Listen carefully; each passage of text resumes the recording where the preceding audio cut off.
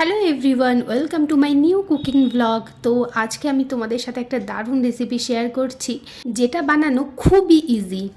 তো কদিন আগে ওই পিঠে পুলি উৎসব গেল, আমিও ঘরে বেশ কয়েক রকমের পিঠে বানিয়েছিলাম। তার মধ্যে একটা হচ্ছে এই সেদ্ধ পুলি পিঠে। ওই সেদ্ধ পুলি পিঠে সেই দিন কিছুটা খাওয়ার পর বাকি যেটা বেঁচে গেছিলো সেটা এরকম একটা কন্টেনারে আমি ফ্রিজে রেখে দিয়েছিলাম। আর পরের দিন জলখাবারে আমি এটা বানিয়েছিলাম। প্রথমে তো এখানে দুধ নিয়ে নিলাম কিছুটা, তো এখানে দুধটাকে গিয়ে ফুটিয়ে নেব। এখন আমি বানাচ্ছি দুধ পুলি। তো দুধটা যখন এখানে ভালোভাবে ফুটে আসবে, এটাকে একটু ভালো করে নাড়াচাড়া করে নিতে হবে, না নিচে আবার ধরে যাবে। তারপরে এখানে আমি দিয়ে দিচ্ছি খেজুরের গুড়। তো পরিমাণ মতন এখানে খেজুরের গুড়টা দেবে, তোমরা যে যতটুকু মিষ্টি খাও। তো আমি আমার পরিমাণ মতন এখানে দিয়ে দিয়েছি, আর তারপরে দুধের সঙ্গে ভালো করে মিশিয়ে নিচ্ছি। কিছুক্ষণ পর মনে হলো আর এক চামচ দিয়ে দিই, তো সেই জন্য আর এক চামচ এখানে আমি অ্যাড করে দিলাম। এবার সমস্ত গুড়টাকে দুধের সঙ্গে ভালো করে মিশিয়ে কিছুক্ষণ ধরে আমি ফুটিয়ে নিয়েছি।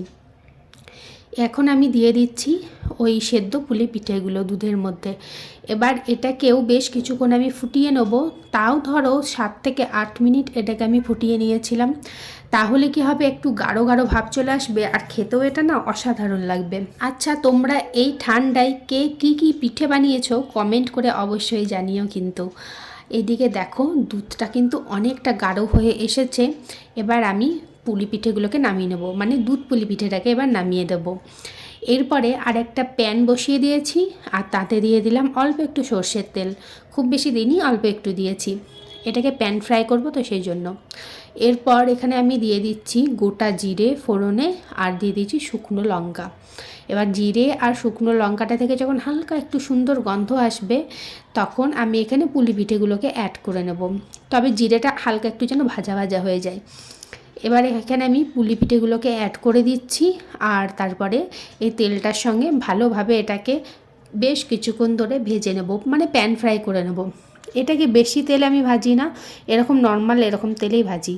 তো এই ভাজা পিঠেটা আমার শাশুড়ি মা দারুণ বানায়, আর সেখান থেকে আমার শেখা। ওই 5 মিনিট না, 5 থেকে 6 মিনিট করেছিলাম এটাকে। হালকা একটু নেড়ে চেড়ে নামিয়ে নিলেই রেডি হয়ে যাবে প্যান ফ্রাইড সেদ্ধ পুলি পিঠে, যেটা খেতে অসাধারণ লাগে। তোমরা কে কে এই পিঠেটা বানাও আমাকে কমেন্টে অবশ্যই জানিও। তো আজকের আমার এইটুকুই রেসিপি ছিল। আর এখানে দেখো আমি বিভিন্ন ধরনের পিঠে সাজিয়ে নিয়েছি, মানে পুলি পিঠের 3 রকমের ভ্যারাইটি এখানে আমি সাজিয়েছি। সেদ্ধ পুলি পিঠের রেসিপিটা আমি আগেই শেয়ার করে নিয়েছি, তোমরা যদি না দেখে থাকো প্লিজ একটুখানি চ্যানেলে গিয়ে দেখে নিও। ভিডিও ভালো লাগলে পেজটাকে ফলো করে পাশে থেকো, আর যদি ইউটিউব থেকে দেখে থাকো তাহলে চ্যানেলটাকে সাবস্ক্রাইব করে পাশে থেকো। আবার দেখা হবে অন্য কোনো দিন অন্য কোনো এক নতুন ভিডিওতে। আজকের মতন টাটা।